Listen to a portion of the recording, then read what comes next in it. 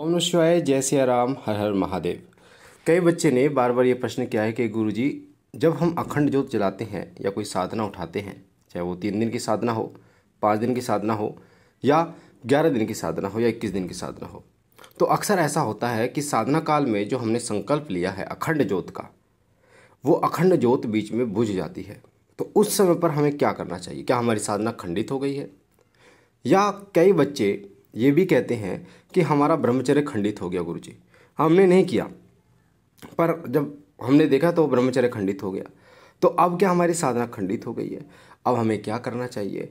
और इन दो परिस्थितियों में कई बच्चे ऐसा करते हैं कि वो अपनी साधना को वहीं स्थगित कर देते हैं, वहीं रोक देते हैं, और अपने हृदय में इस ग्लानि को लेकर जीते हैं कि हमारी जो साधना वो खंडित हो गई, माता की साधना या बाबा की साधना वो हमसे नाराज़ हैं, इसी कारण से खंडित हुई है।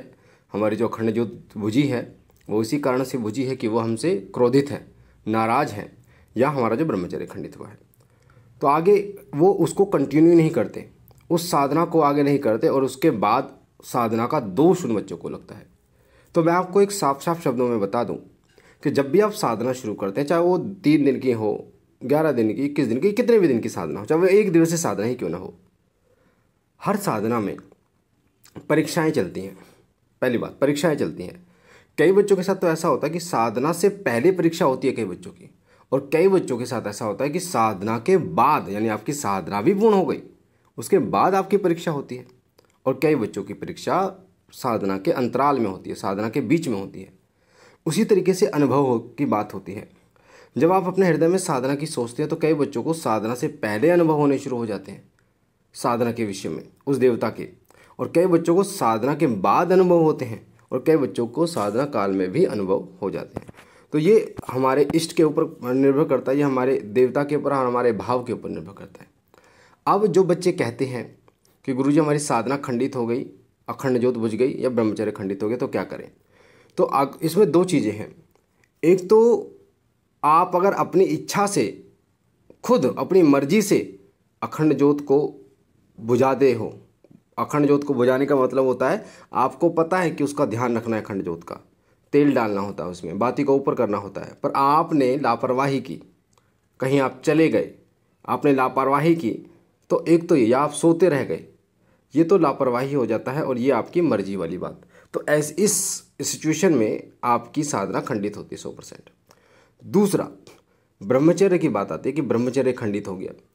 अगर आप साधना काल में भी अश्लील चीज़ें देखते हैं, सुनते हैं, पढ़ते हैं, और अपने दिमाग में गंदगी भरते हैं, किसी माता बहन को गलत नज़र से देखते हैं, तब भी आपका ब्रह्मचर्य जब खंडित होता है तो आपकी साधना खंडित ही मानी जाएगी। पर उस केस में जिसमें आपने पूर्ण नियमों का पालन किया, आपने पूर्ण नियमों के साथ साधना की, और अखंड ज्योत इस तरीके से हो गई, बुझ गई, तो उस केस में आपकी अखंड ज्योत बुझी नहीं मानी जाएगी, ना साधना खंडित। आपने अपनी इच्छा से नहीं किया, वो हो गया, उसी तरीके से ब्रह्मचर्य का। तो ऐसी अवस्था में आपको क्या करना चाहिए? अगर अखंड ज्योत बुझ गई है तो ऐसी अवस्था में आपको अखंड ज्योत को 3 बार नाक रगड़ के माफ़ी मांग के भगवती से या बाबा से, जिसकी भी आप साधना कर रहे हैं, उनसे आपको साधना को दोबारा शुरू करना चाहिए। यानी कि दोबारा का मतलब ये नहीं है कि शुरुआत से, यानी कि उसको कंटिन्यू करें। और दूसरी बात कि अपने मन में ये गिलानी ना रखें, ये बिल्कुल भी ना रखें कि मेरी साधना खंडित हो गई है, देवता नाराज़, क्योंकि देव कभी भी नाराज़ नहीं होते। भगवान हमसे, अपने बच्चों से कभी नाराज़ नहीं होते, वो अपने भक्तों से, अपने सेवक से कभी नाराज़ नहीं होते। वो परीक्षाएं जरूर लेती हैं आपकी कि आप इस योग्य हैं कि नहीं हैं। तो आपको अपने हृदय में बिल्कुल भी इस गिलानी को नहीं रखना कि बाबा हमसे नाराज़ हैं, वो बिल्कुल नाराज़ नहीं हैं। ठीक है, आपको 3 बार नाक रगड़नी है और प्रभु से माफ़ी मांगनी है, और दोबारा ज्योत प्रज्वलित कर देनी है, और बाकी पीछे की चीज़ों को ख़त्म कर देना, भूल जाना है। और उसके बाद में जैसे आप साधना भाव के साथ कर रहे थे, श्रद्धा के साथ कर रहे थे, ऐसे ही साधना को आगे करना है। उसी तरीके से ब्रह्मचर्य वाली बात, ब्रह्मचर्य खंडित हो गया, साफ़ सुथरे नहा धोकर, साफ स्वच्छ कपड़े पहनकर, आचमन करके, नाक रगड़ के 3 बार माफ़ी मांग के, उसके बाद में अपनी साधना को शुरू करो। अगर आपने अपने हृदय में ये धारणा कर लिया, क्योंकि देखो साधना जो होती है या देवता की जो कृपा होती है वो डिपेंड करती है आपके भाव, आपके विचार, कि आपका भाव क्या उनके प्रति। बट अगर आपका भाव बदल जाता है कि अब तो मेरी साधना खंडित हो गई है, या अब जो बाबा मेरे से नाराज़ हो गए हैं, या माता, तो आप अपनी साधना को उस चरम सीमा पर नहीं पहुंच पाओगे जिस पर आपको पहुंचानी चाहिए। जो कृपा आपको मिलनी चाहिए वो आपको कभी नहीं मिल पाएगी। इसलिए उस श्रद्धा को, उस विश्वास को उस हृदय में, अपने हृदय में बिल्कुल जमा के रखिए।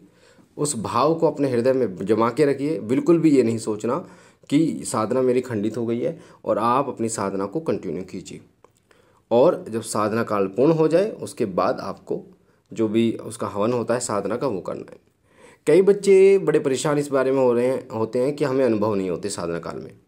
तो सबसे पहले मैं आपको बता दूं, कई बच्चे तो ऐसे होते हैं जो रोज़ाना जिनको अनुभव चाहिए, यानी आज भी सपने में बाबा दिखने चाहिए, कल भी दिखने चाहिए, परसों भी दिखने चाहिए। ऐसा नहीं होता। भगवान हमारे गुलाम नहीं हैं, वो अपनी इच्छा से और आपके भाव को देखकर आपको दर्शन देते हैं। और आपको बता दूं, अगर आपको एक बार दर्शन हो जाते हैं उनके, या संकेत मिल जाता है, तो आप अपने हृदय में इस चीज़ को धारण कर लीजिए कि अब आपको सेवा और बढ़ा देनी है, और कुछ नहीं देखना, सिर्फ और सिर्फ सेवा करनी है। क्योंकि आपको कन्फर्मेशन हो चुका है कि आपकी सेवा स्वीकार हो रही है। तो आपको बार बार इसका प्रमाण नहीं मांगना भगवान से। बार बार आप प्रमाण मांगते हैं और आपका हृदय फिर दुखित होता है, फिर आपका भाव में कमी आती है। जैसे आज दर्शन नहीं हुए, आज आपको दर्शन हो गए मान लीजिए, तो आपका भाव बढ़ गया बहुत, आप 2-2 3-3 घंटे जप कर रहे हो। कल दर्शन नहीं हुए, आपने पूजा ही नहीं करी। तो ऐसा नहीं होना चाहिए। हमारा एक टॉफ़ी वाली बात मत करना। जैसे एक बच्चे को टॉफ़ी देंगे तभी वो पढ़ाई करेगा, टॉफ़ी देंगे तभी वो पढ़ाई करेगा, तो ऐसा नहीं होना चाहिए। आप श्रद्धा भक्ति के साथ बाबा का गुणगान करो, भगवती का गुणगान करो, अपने जप करो, अपने नियमों को करो। और आपको अनुभव नहीं देखने, अनुभव आपको ज़रूर होंगे, 100% होंगे। साधना आपकी पूर्ण होगी, उसकी कृपा भी मिलेगी, ये श्योरिटी होती है। पर आपको हमने जैसे बताया शिव कृपा चैनल पे, शिव साधना केंद्र चैनल पे, अगर आप उस तरीके से भोग देते हो, उस प्रकार से नियम करते हो, उस प्रकार से अगर आप जप करते हो, तो 100% आपको अनुभव होंगे, 100% उनकी कृपा मिलेगी, और आप इस योग्य हो जाओगे कि आप दूसरों का कल्याण कर सको। पर इसमें सबसे इम्पोर्टेंट है, महत्वपूर्ण है कि आप सेवा पर ध्यान दो।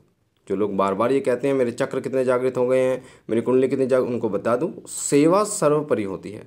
अगर देवता चाहे तो पल क्षण में आपकी कुंडलिनी को जागृत कर दे, अगर देवता चाहे तो क्षण में आपके चक्रों को जागृत कर दे। तो आप देवता की तरफ, मैंने आपको एक वीडियो में बताया था कि आपकी जो कुंडली है, कुंडलिनी शक्ति है, वो ध्यान से जागृत होती है, और देवता के द्वारा जागृत होती है, और गुरु के द्वारा जागृत होती है। तो देवता के द्वारा जो कुंडली जागृत होती है वो बहुत ज़्यादा आसान तरीका और बहुत तुरंत है। यानी आप उस देवता को पकड़ लीजिए, उनके भाव से उनकी सेवा कीजिए, वो चाहेंगे तो तुरंत आपकी कुंडलिनी को जागृत कर देंगे, तमाम शक्तियाँ सिद्धियाँ आपको प्रदान कर देंगे। तो इसलिए सेवा सर्वोपरि रखिए, सेवा पर ध्यान दीजिए, पूजा पर ध्यान दीजिए, अपने भाव में कमी मत आने दीजिए किसी भी तरीके से। आपके अंदर ऐसा कुछ नहीं होना चाहिए जिससे आपके भाव में कमी आए। तो बाबा, मुझे आशा है आपको जानकारी अच्छी लगी होगी। बाकी बाबा भोलेनाथ कृपा करे, खुश रखे आपको, तमाम सपने आपके पूर्ण करें। मिलते एक नई जानकारी के साथ, तब तक के लिए ओम नमः शिवाय, ओम नमः शिवाय, ओम नमः शिवाय।